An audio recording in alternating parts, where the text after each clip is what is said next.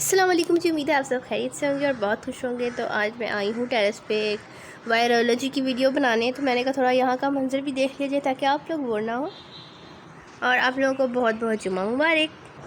तो आज हमने वायरोलॉजी का टॉपिक डिस्कस करना है, that is the CRISPR technique, CRISPR-Cas9. And CRISPR-Cas9 actually stands for clustered regulated interspace small palindromic repeats Cas9 system। ठीक है, तो अब हम CRISPR-Cas9 के बारे में पढ़ेंगे कि किस तरह से वर्कआउट करता है, उसका कैसा फंक्शन है। तो CRISPR-Cas9 दरअसल एक वो सिस्टम है which is used by the bacteriophage. Bacteriophage हमें पता है एक बैक्टीरिया, मतलब कि ये एक बैक्टीरिया नहीं है बल्कि एक वायरस है जो कि बैक्टीरिया को ईट करता है। ठीक है, तो क्या होता है कि जो फेज बैक्टीरिया है ना, वो इससे मतलब बैक्टीरियोफेज से बचने के लिए, इसके जीनोम से ख़ुद को बचाने के लिए जो है वो CRISPR-Cas9 सिस्टम को यूज़ करता है। और अगर हम इसके दो कंपोनेंट्स की बात करें CRISPR-Cas9 की, तो इसके दो कंपोनेंट्स हैं। एक कंपोनेंट है CRISPR RNA, ठीक है, और जो दूसरा कंपोनेंट है वो है Cas9। जो CRISPR RNA है वो हमारा जो टारगेट DNA है। दरअसल अगर हम जनरली बात करें ना, तो CRISPR-Cas9 का जो मकसद है वो है DNA को क्लीव करना या फिर DNA को एक स्पेसिफिक साइट से काट देना। ठीक है, तो अगर इसके दो कंपोनेंट्स की बात करें, जो CRISPR कंपोनेंट है जो कि RNA है, वो जो है हमारे टारगेट DNA के ऑपोजिट होगा, यानी it is complementary to the target DNA। यानी ये DNA है, इसको मैं काटना चाहती हूँ, तो जो CRISPR RNA है उसको इसका बिल्कुल कम्प्लीमेंट्री सीक्वेंस होना चाहिए। ठीक है,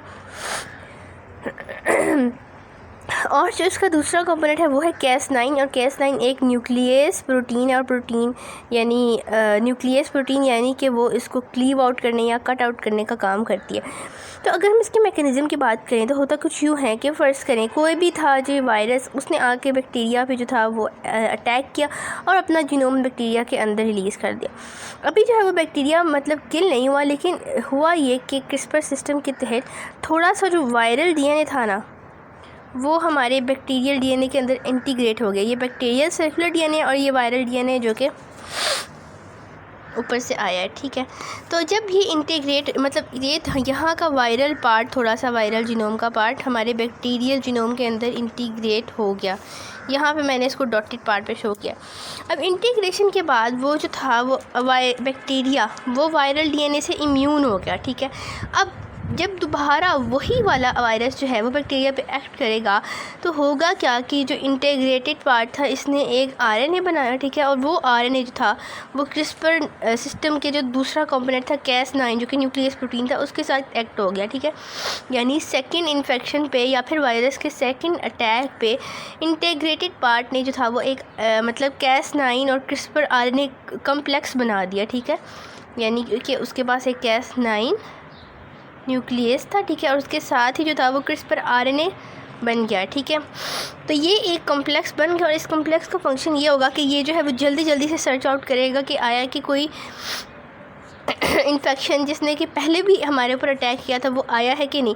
और उसने जैसे ही वायरल DNA को देखा कि हाँ इसने अटैक किया, तो वो जल्दी से उसको क्लीव आउट कर देगा, उसे काट देगा, उसे किल कर देगा। ठीक है, और फिर इस तरह से हमारा जो वायरल DNA है वो मुकम्मल तौर पर डिस्ट्रक्ट हो जाएगा। It leads to the destruction of viral DNA, और इस तरह हमारा बैक्टीरिया जो है वो बच गया।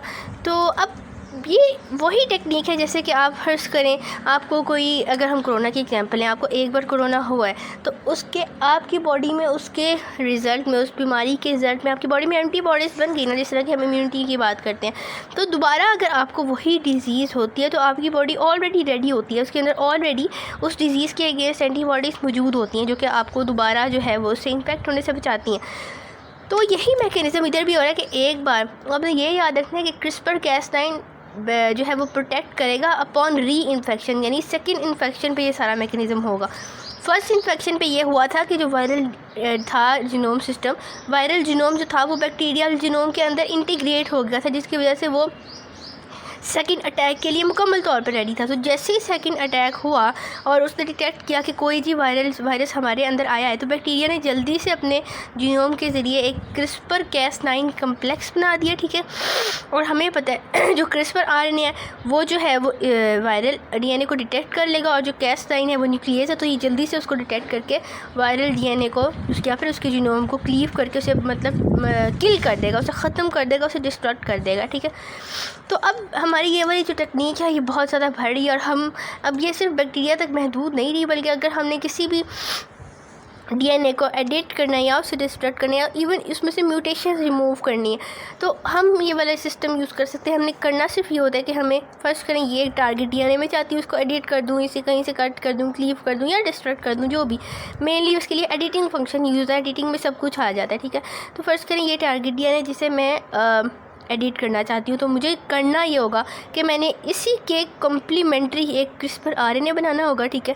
और उस क्रिस्पर आरएनए को Cas9 के साथ कम्प्लेक्स बना के जो है वो टारगेट के साथ जिस भी सेल में है उसमें डाल देना होगा।